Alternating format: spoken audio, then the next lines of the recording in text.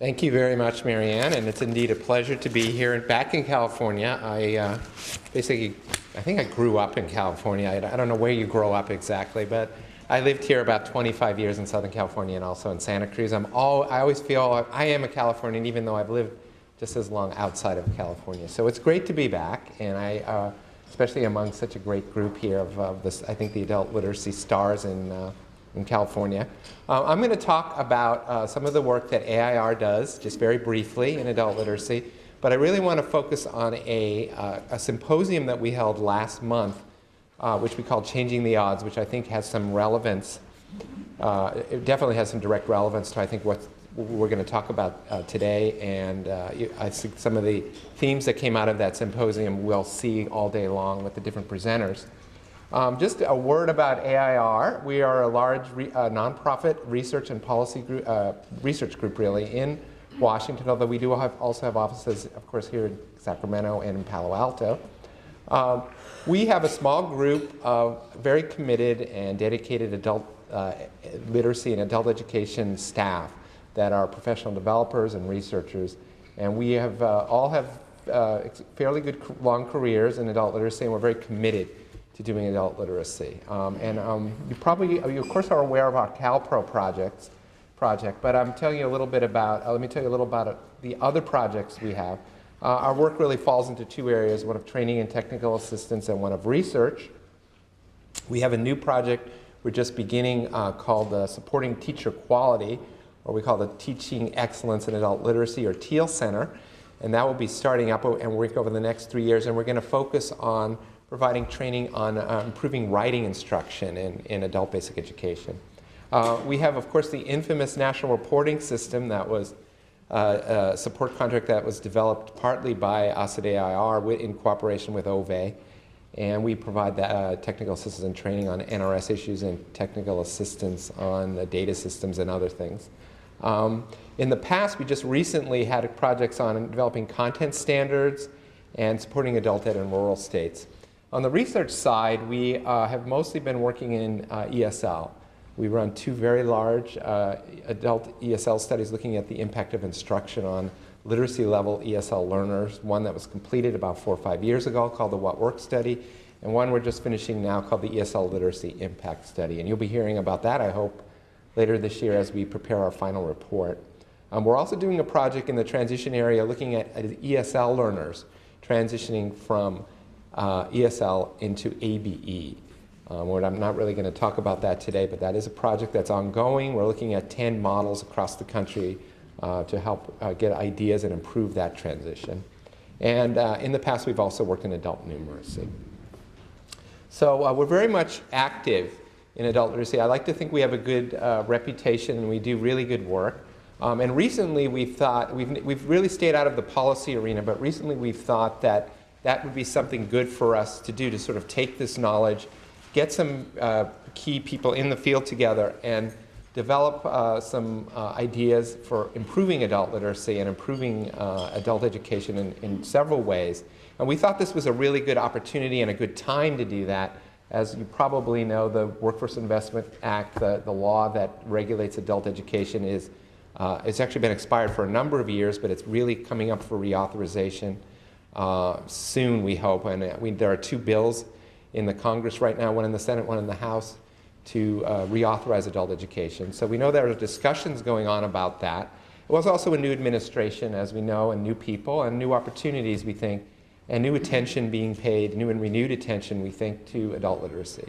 And we'll hear more about that from Brenda, I'm sure. So because of that, we thought this was a really good time for us to get involved and try to make a difference. So we developed a symposium that we called Changing the Odds. Now, Changing the Odds comes from a book that's currently popular right now by Malcolm Gladwell called Outliers. And that book, I don't know if any of you have read it or are familiar with it, but what Malcolm Gladwell does in that book is he looks at exceptional people, ranging from Bill Gates to the Beatles to his mother. How did they succeed and how did they get where they are? How did they become these great people and achieve great things? And his conclusion is that, yes, hard work and talent are really necessary. You've got to work hard, You've got to have some skill in the particular area. But what really makes a difference is when the circumstances and the environment that the person is working in is conducive to helping them. So you can't just alone, hard work and talent alone aren't enough. You need people helping you. You need an environment that helps you. You need a situation that helps you thrive and improve. And he goes through a number of different case studies. It's great, a really interesting book if you want to look at it. So we thought, we took this theme and we applied it to adult learners. We thought, you know, what can we do? What kind of policy changes can we make? What kind of programmatic investments can we make that will change these odds and help adult learners, that will create an environment and create basically a program and instructional approaches that will help them thrive and achieve the things that they want to achieve in their lives. So that was the idea behind the symposium. And we invited a number of people from all kinds of different areas. We didn't just stick with adult literacy, we wanted to make it multidisciplinary. So we invited people from labor, from community colleges, from employers, teachers, policymakers in the government, people from foundations. And so we had a very broad, multidisciplinary audience. We had some also just people from the general public that we invited in. And the format of the symposium was we had 3 panels, excuse me, 3 panels. We have 2 or 3 speakers each on each panel who presented some ideas. The larger the group audience, which was consisted of about 60 people, discussed those ideas, came back to the presenters, asked questions, and generated a discussion and additional ideas around these topics. We had 3 panels. One panel was on achieving post-secondary success. The other was on innovative 21st century program models. So what are some new program models that we should be looking at or thinking about in adult literacy? And we had another panel that looked at the changing demographics and markets within adult literacy. So what are the trends in the future that are going to affect our services? What kind of, what's the immigration patterns? What are the aging patterns of our student population that we serve? And how can we adapt adult literacy to meet these changing trends and changing demographics? Of course, the panel that I'm going to talk about that's the most relevant to us is achieving post-secondary success. Much of the discussion there was on transitions of adult literacy learners into community college. So I'm going to just spend a couple of minutes talking about that panel and what we concluded. That I think you'll see that throughout the day that some of these themes will recur. We had 2 speakers on this panel. One was the president of the Community College of the District of Columbia. His name is Jonathan Guevara. And he talked about remedial education and how it really is not serving the learners that he sees that comes into his program, who are the adult learners that move into community college, former adult learners, that they languish. And I'm sure we've all experienced this. They languish in remedial education. They spend too much time there. They get discouraged. They spend all of their Pell money and time in remedial education without really getting anywhere.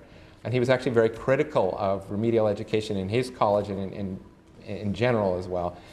Stressed the need to accelerate learning and to change how community colleges deal with these students in different ways to accommodate their lives. That really the community college, as right now, looking at these learners, doesn't really accommodate the needs, the special needs of adult learners.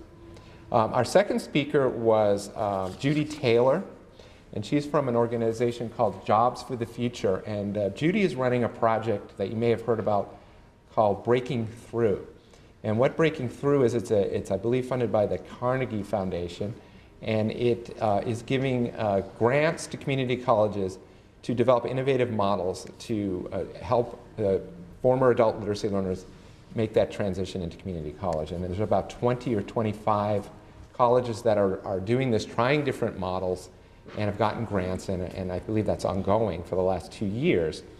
And she just completed an evaluation, so we're really fortunate to see the first look at some of the data that she looked at. And she looked at the programs where learners were really succeeding and what was helping that. And these were the 4 things that you can see on the slide. The 4 things that really seemed to help learners who were transitioning was to accelerate the pace of learning, that they really needed to go at a faster pace, that the model of just taking semester courses and going along doesn't serve adult literacy students very well because they just don't have the time and resources to spend. Support services were critical. So helping them with other things besides their education that will help enable them to succeed, like transportation, childcare, also counseling. What are the right courses to take, and what are their career goals? Those were very important. And finally, the last two points have to do with goals and milestones. To programs that gave students milestones that showed clear payoffs for what they were doing, for the classes they were taking, for the successes they would achieve, to see clear connections with what their goals were more successful with their students than those that did not have those. So if they were for things like certificates as you go along the way, or a clear pathway and goal, so if you take this, then I'll take that, and then I'll take that, and then I'll succeed, those things will really help learners. So having goals, having pathways, and connections, of course, to jobs. What am I doing, and how does it connect with the kind of jobs that I might want to get? So it was a very interesting panel. Then we had a discussion, as I said, with the general audience, and some of these other things that you see on the slide were brought up. I think I've summarized here the 6 key items. First 4 had to do with programmatic changes that they thought were needed in community colleges and adult literacy programs to help students make this transition. To make them more contextualized and align them more. We are a very fragmented system. People come from all different directions. There need to be more contextualization and more alignment among programs. Contextualizing meaning showing a connection to their goals and to real-life activities. There had to be more access points and better access points, multiple access points among learners, so that adults can come from different directions and get into the system in different ways. And more study was recommended, needed, with demonstration projects about how do students come into the system and what will help that access. Innovative models was brought up. We need new approaches, new ways of looking at transition, and a lot of talk about technology, about using existing technologies to promote transition, distance courses, the internet, types of learning that could be provided so the students could do it on their own, in their own time and in their own way. And the last 2 things had to do with administrative or issues. We need outcome data on these students. We don't really have a way to know, are we succeeding or not? There's no uniform way to track students and look at what they're achieving, or even to really clearly define what these outcomes are. You have basically, you enter and you get your degree or not. And that's really not sufficient to really track and understand what's going on and make improvements.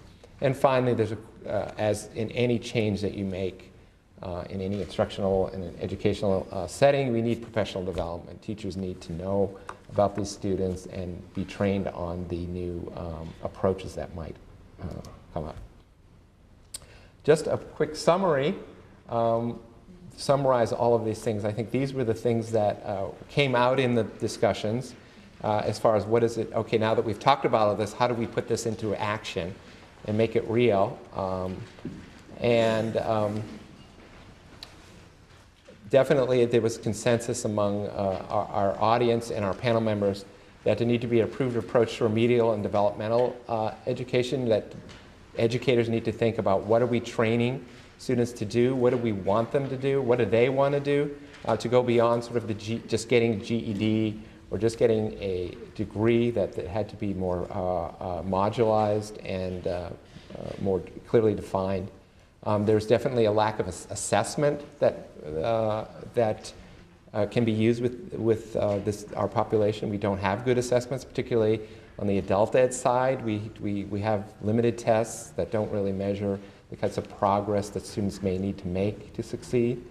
Of course, again, technology comes up. There needs to be more use of technology and a more modularized instruction so that to accommodate adult learners' situations and needs where they don't have necessarily extended periods of time that they can be college students in the traditional sense. They need to just take little pieces at a time. Short-term milestones was brought up a lot. As I mentioned earlier, people have to feel they have a goal and they can reach that goal. Sometimes just getting a degree or getting a GED, that's a very long-term goal that's difficult to achieve, but maybe for someone who comes at a relatively low level, has a long way to go. So by building in these milestones, that we'll probably hear about some approaches in other presentations today, but like readiness certificates, stackable certificates, and definitely a pathways approach. Better assessments, as I said, and student aid, of course, finances. How do you pay for all this? Some changes in financial aid to help adult students. In conclusion, I just want to tell you what we're going to do next with the findings from our symposium. There were 3 panels. I just told you about the one panel. Each panel is writing a short paper, just very short, 5-6 pages. We're going to put those online in an online discussion community where we'll not only have the papers, we'll have opportunity for people to react to them, to expand on them. And what we really hope is to broaden this conversation beyond the 65, 70 people that were there right now, there and participating currently, to a much broader national audience. We hope then to present some of these findings and papers to people in Congress. We've already delivered to congressional staffers some summaries of what we've discussed, and we hope to continue to be able to do that to influence the federal conversation on adult literacy, and foundations and other funding agencies and private research initiatives. And what we really hope in the end, that we are successful, that we do create a better adult education system that will really change the odds for our learners and help them succeed. So I'm going to turn that over to our next speaker, and I hope we wish you a great conference, and I hope we see some more discussion around these themes later on today. So thank you very much.